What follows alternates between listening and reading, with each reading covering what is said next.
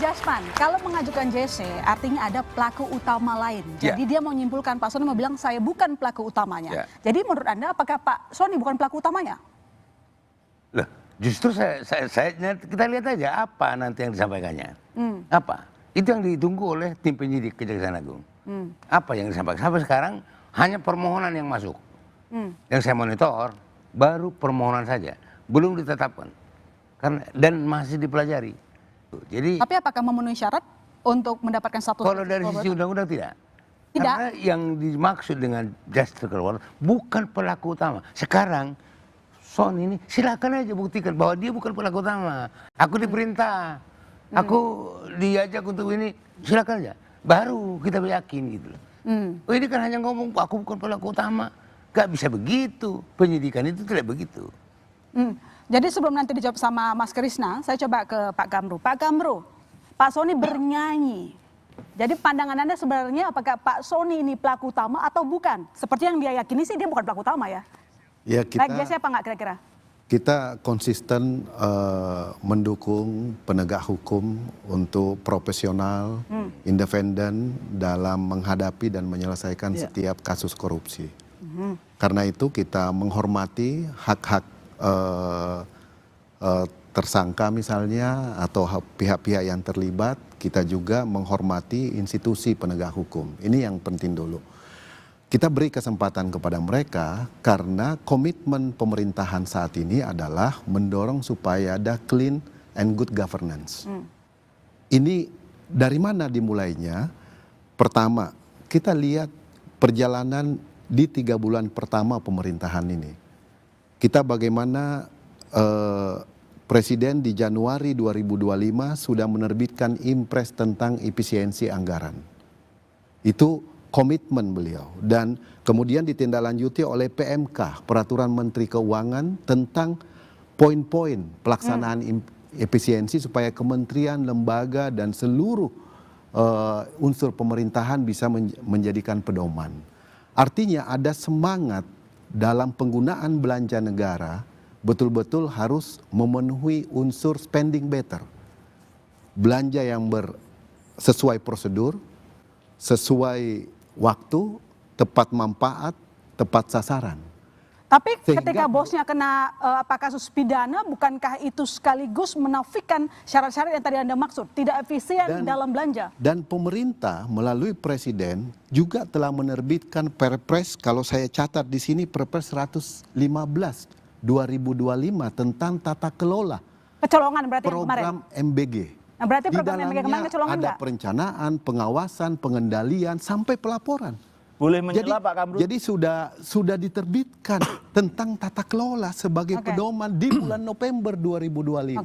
Pak Kamru boleh menyela Pak Kamru? Boleh, silakan Mas Boyman. DPR akan membentuk pansus atau panja enggak? Itu aja tantangannya sekarang ini. Itu ada di komisi. Nah gitu loh. Komisi mau membentuk kalau hak angket lebih bagus lagi gitu loh Pak. Ya, ini untuk membersamai penegakan hukum ini. Gitu loh. Itu aja saya tantang teman-teman DPR ini akan ke sana atau tidak. Harusnya ke sana. Makasih. Ya, saya tambahin. Untuk pembelian-pembelian yang dilakukan oleh BGN semuanya tidak melalui Komisi 9. Komisi 9 sama sekali tidak tahu ada pembelian-pembelian ini, nggak tahu kita. Sama sekali nggak tahu. Ada motor, kita sama sekali nggak tahu. Karena tidak ada komunikasi dari Komisi 9 kepada BGN. Legislatif kok sampai kehilangan otoritas ya Bu ya mengawasi eksekutif kalau kayak gitu? Ya gimana ya? Karena diundang rapat juga nggak bisa. Kan kita susah juga ngomongnya. Jadi sis begini, legislatif justru tidak kehilangan. Di dalam putusan MK tentang kewenangan DPR dalam pembahasan anggaran, kita hanya sampai pada 2 hal. 1, fungsi, 2 program, namanya Satuan 2. Kita tidak sampai pada Satuan 3.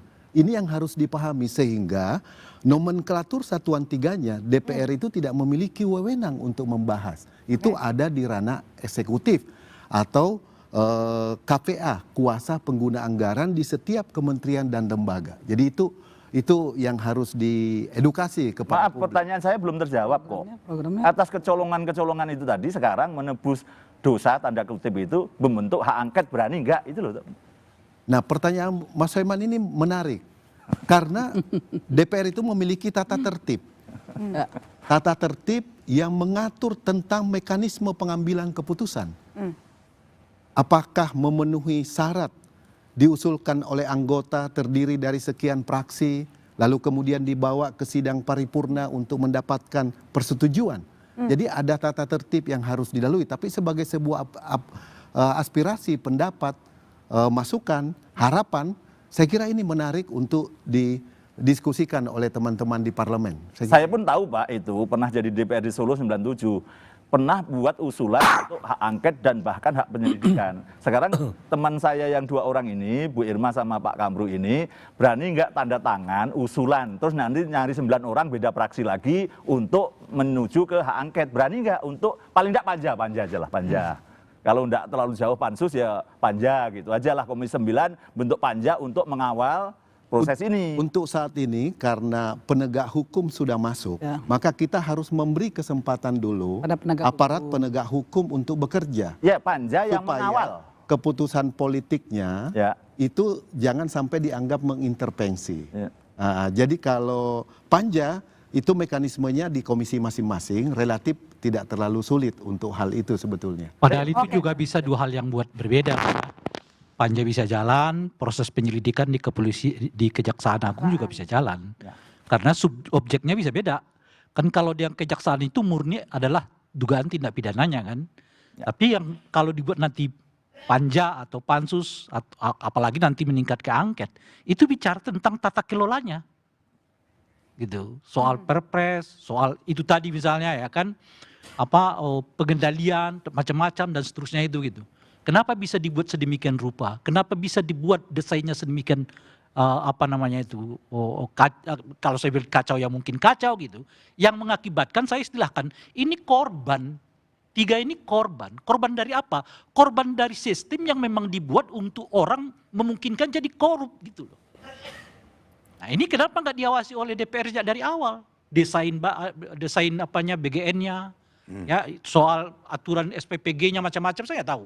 Nah, ini mungkin yang dikoreksi. Lebih-lebih kalau kita dengar misalnya salah satu dalil penting mereka ditetapkan sebagai tersangka itu karena koneksi dari orang-orang yang disebutkan tadi, termasuk yang titik-titik 26 nama orang itu, kan lebih karena itu koneksi itu. Nah, kalau kita baca di Perpres soal penentuan SPPG, itu katanya aturannya siapa aja boleh. Yang penting ya betul. Dapurnya harus tepat gitu. Setahu saya tidak boleh siapa saja. Yang kami tahu ada 3 klasifikasi dalam pembangunan SPPG. Pertama, SPPG yang dibangun oleh pemerintah sendiri, kementerian dan lembaga. Sumbernya dari pemerintah, pendanaannya, lahannya dari pemerintah, struktur bangunannya dari pemerintah, itu klaster pertama. Klaster kedua, SPPG yang dibangun oleh BUMN dan BUMD. Saya tidak bicara itu, Bung. Klaster ketiga saya adalah bicara orang. Nah, klaster ketiga, SPPG yang dibangun oleh pihak swasta. Nah, itu dia. Ini yang di pihak swasta inilah yang sekarang mendominasi peristiwa ini kan.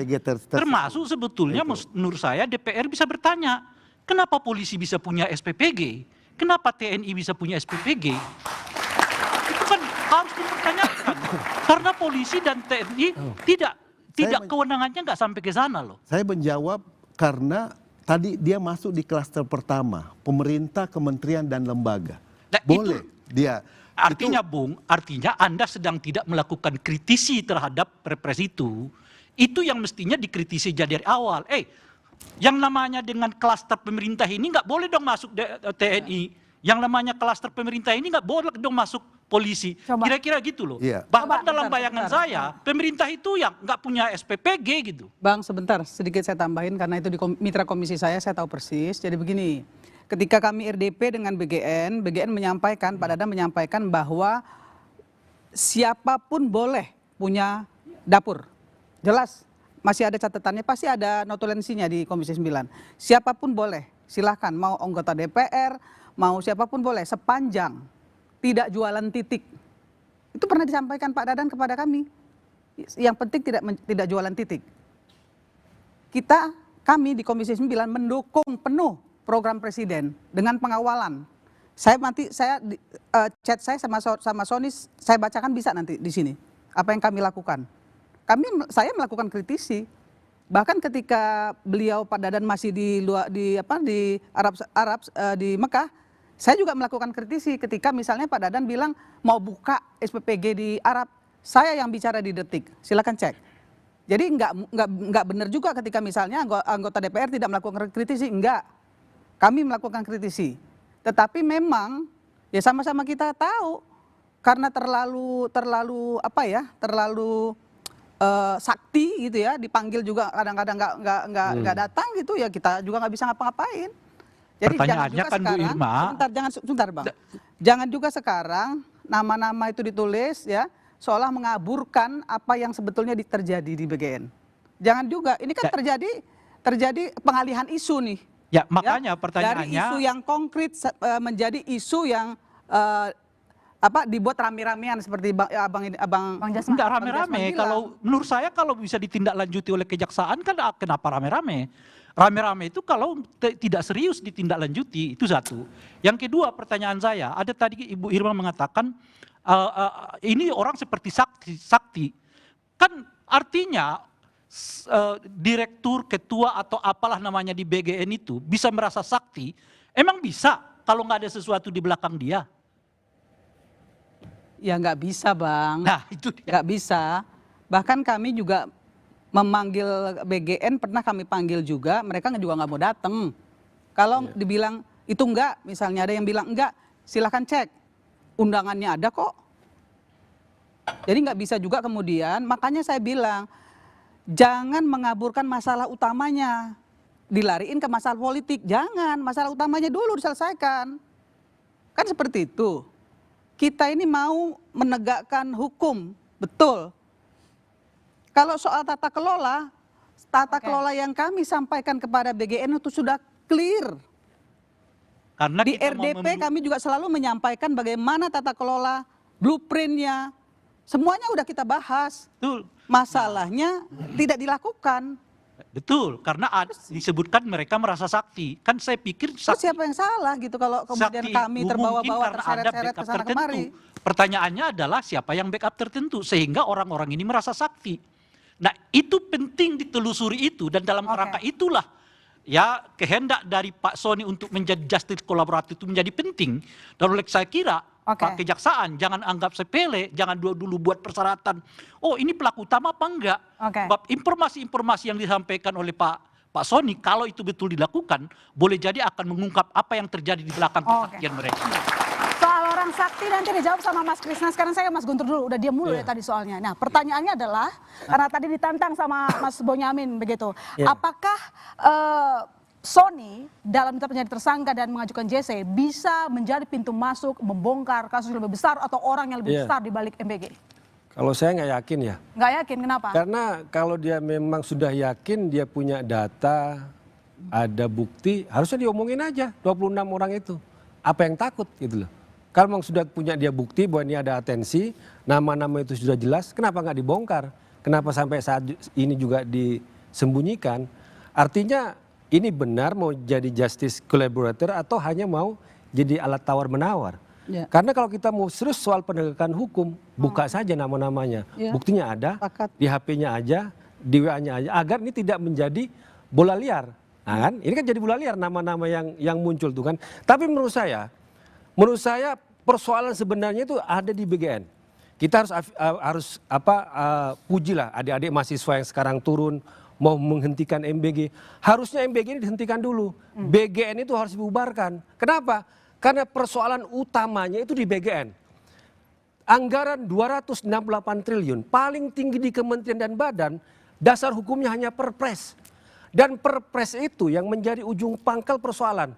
Kak Irma tadi bilang nggak bisa dipanggil atau dia merasa sakti, anggaran nggak pernah dibahas. Kita kembali ke perpresnya. Perpres 83 tahun 2024 zamannya Jokowi memberikan kewenangan yang besar kepada BGN termasuk diskresi. Perpres nomor 115 tahun 2005 pasal 61 memberikan kewenangan fiskal kepada kepala BGN. Ini persoalan.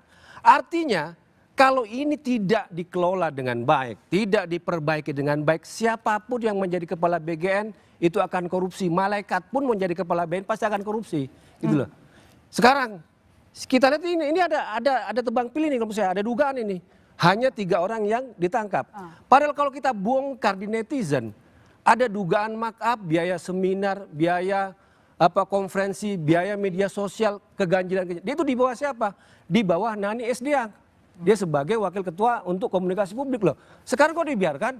Jadi ini benar kita mau penegakan hukum, mau bongkar-bongkaran, atau hanya mau ganti pemain, atau hanya pengalihan isu. Ini persoalan menurut saya. Hentikan MBG-nya dulu, bubarkan BGN-nya dulu, bukan cabut perpresnya dulu, baru kita Hentikan bicara tata MBG, kelola ke bubarkan depan. BGN Gitu dulu, menurut kata saya. Bang Guntur. Kewenangannya terlalu besar. Katakan Bang Guntur ya. Jadi kalau kita lihat Undang-Undang Nomor 17 Tahun 2023 di pasal 64, di situ pemerintah memiliki kewajiban dalam pemenuhan gizi perorangan dan masyarakat.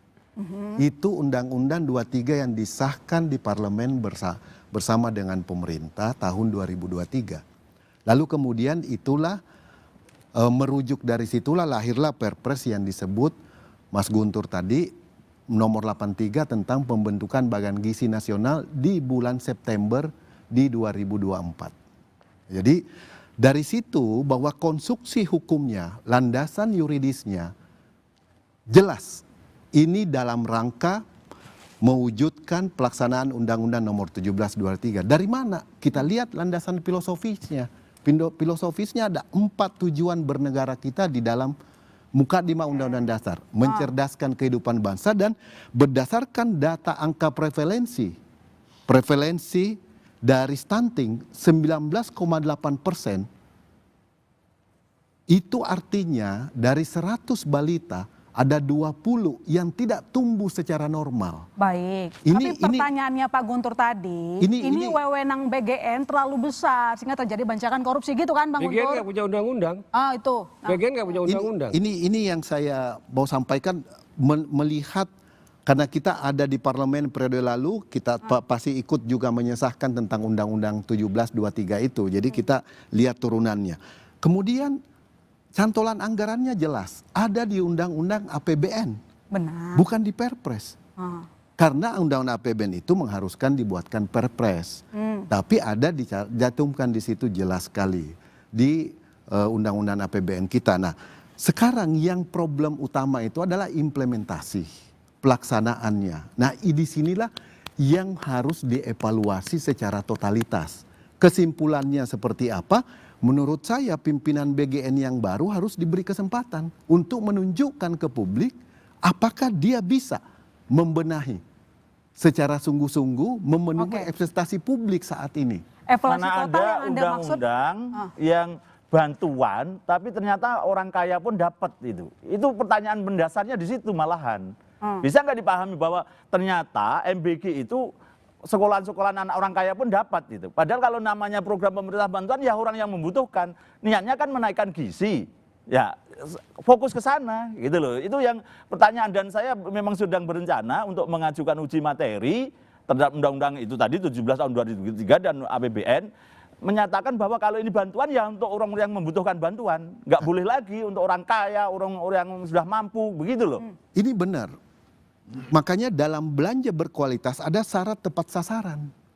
Begitu tidak tepat sasaran harus dihentikan. Tapi dibiarkan terus kok ternyata anak-anak orang kaya juga Ada dapat 4.000 lebih dapur yang sudah ditutup dengan berbagai macam problematikanya. Dari 27.000 hasil evaluasi yang kita dengar di publik, berarti lebih kurang 16% yang sudah ditutup dalam 3 bulan terakhir ini. Tapi Ini saya berarti tadi kan menunggu gini. sangat serius dalam Menunggu pembenahan program ini. Pak Kamru Samad itu membahas Perpres nomor 46 tahun 2025 yang nanti bisa ditayangkan sebenarnya itu. Inilah dasar yang menjadi masalah. Kenapa? Di pasal 38 ayat 4 dan 5 gitu, dikatakan di sana, penunjukan langsung sebagaimana dimaksud pada ayat 1 huruf C dilaksanakan untuk barang, pekerjaan, konstruksi, jasa lainnya dalam keadaan tertentu.